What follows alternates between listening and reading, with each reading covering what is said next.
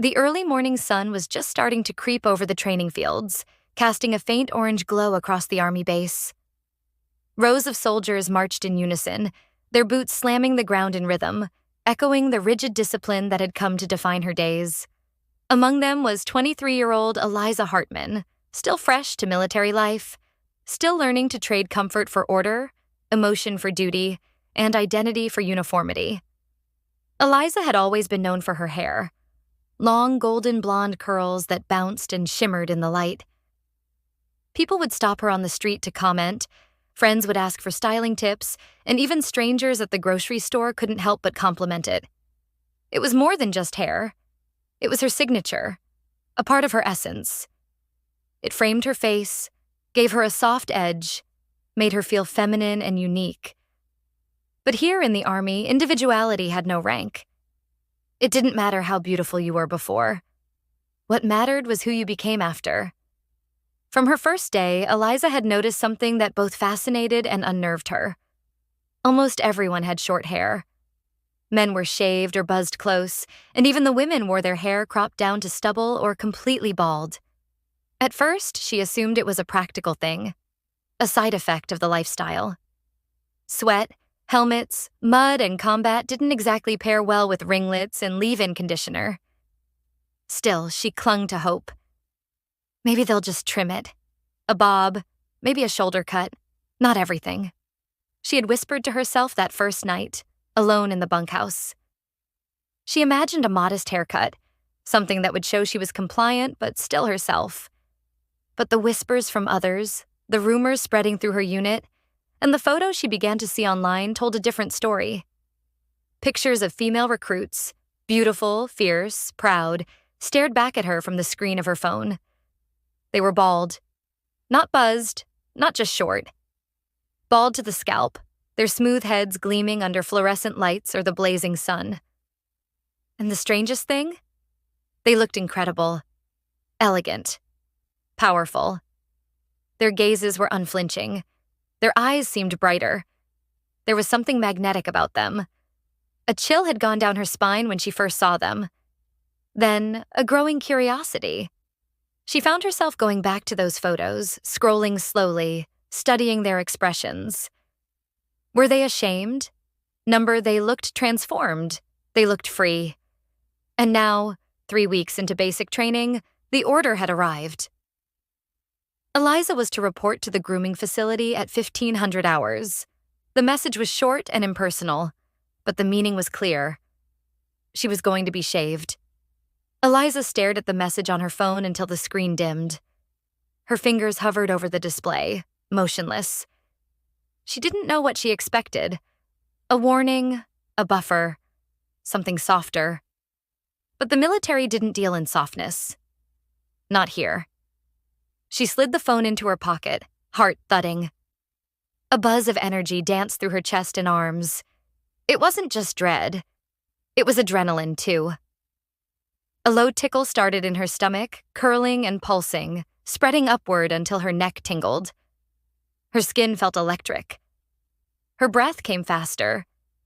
She sat on the edge of her bunk, elbows on her knees, hands clasped together tightly as she stared at the concrete floor. The silence of the barracks felt louder than ever. Her fingers absent-mindedly twisted a curl over and over again, trying to ground herself. This is real. It echoed in her mind, louder than the footsteps outside, louder than the shouting drill instructors. Real in a way that few things in her life had ever been.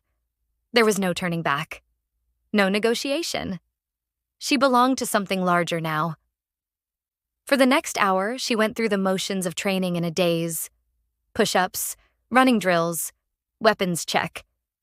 It all blurred together. Her body on autopilot while her mind spun circles. She caught herself pulling her curls back more tightly than usual, looping the hair tie 3 times instead of 2. She didn't know why. Maybe to savor the feeling. Maybe to control it one last time. At 14:58, she stood outside the grooming facility. The building was small, square, utilitarian, like everything else on the base. It had no signage, just a steel door and a keypad. A sign taped to the wall read simply, "Next." Wait for your name. There were 6 others waiting. 3 women, 3 men, all silent, seated along the wall on a long wooden bench. No one made eye contact. The room had a strange tension, quiet but humming, like standing near high-voltage wires. One woman's head was already shaved, and a faint shine gleamed from her smooth scalp. Another woman, nervous like Eliza, still had a tight ponytail. Her leg bounced anxiously. And then the door opened. "Eliza Hartman?"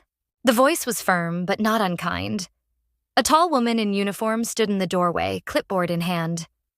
Her own head was completely bald, her posture perfect. Eliza swallowed hard and stood. With legs that felt slightly unsteady, she walked through the doorway. The room inside was cold and bright. Not sterile like a hospital, but efficient. There were 3 barber chairs lined up against the far wall, each one facing a large mirror. On a metal cart beside each chair sat clippers, scissors, brushes, sprays, and a stack of folded capes. The faint hum of the overhead lights added to the surreal atmosphere. She looked at the chairs and froze for half a second. One of them was empty, waiting. "Take a seat," the woman instructed gently. Eliza obeyed, sitting down in the center chair. The leather was cool beneath her and squeaked slightly as she adjusted. Her eyes found herself in the mirror. Her curls looked golden and soft in the fluorescent light. Her cheeks were flushed, her lips slightly parted. Then the woman stepped behind her and lifted a black PVC cape from the cart. It was glossy, heavy, and made a faint crinkling sound as it was unfolded. The woman draped it over Eliza's shoulders, letting it fall fully down her body, covering her arms, torso, and legs. It was smooth, cool, and smelled faintly of disinfectant and plastic. With practiced hands, the woman secured a white paper neck strip around her neck, then fastened the cape snugly. The cape sealed her in. Eliza's breath caught. "You'll be shaved down to the scalp. Completely bald. This is mandatory," the barber said calmly. "If you'd like a moment, take it now. Once we begin, we do not stop." Eliza nodded slowly. "I'm ready," she whispered.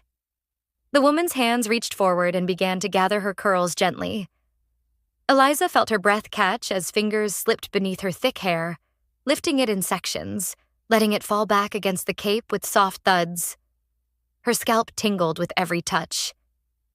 The barber reached for the scissors, long, heavy ones that gleamed silver, and came to stand on Eliza's right. Her hand parted the curtain of curls at the back of Eliza's head, lifting a thick bundle near the crown.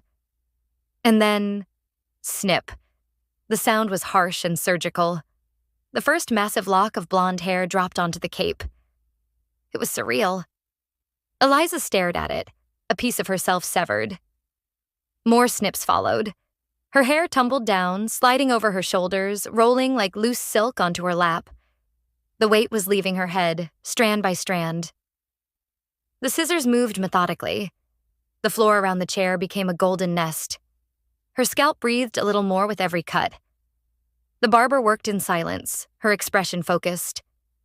Halfway through, the scissors paused. Her reflection now showed a jagged, uneven haircut. No style, just cropped chaos. Her ears were fully visible. Her neck looked longer.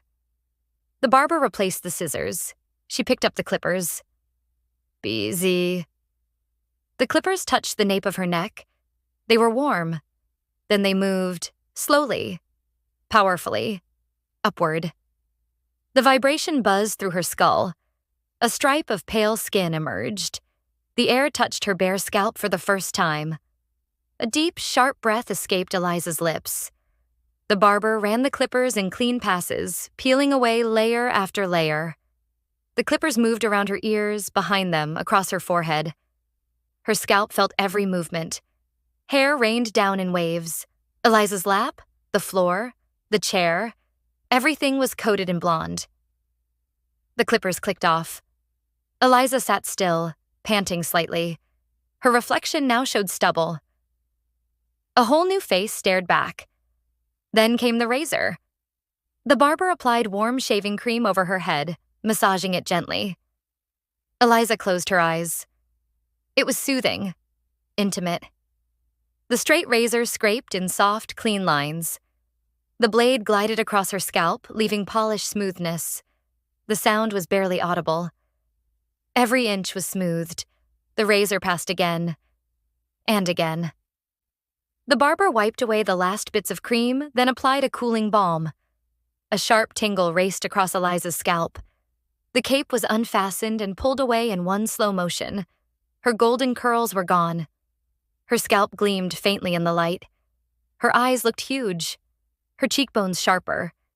She didn't recognize herself, but she felt more real than ever. She began to cry. Silent, glistening tears slid down her cheeks. The barber said nothing. Eliza stood slowly, running her hands over her scalp. It felt like silk, like cool satin. She gasped softly. She took one last look in the mirror, smiled through the tears, and walked out the door into the daylight. The sun kissed her bare scalp for the first time, and it felt like freedom.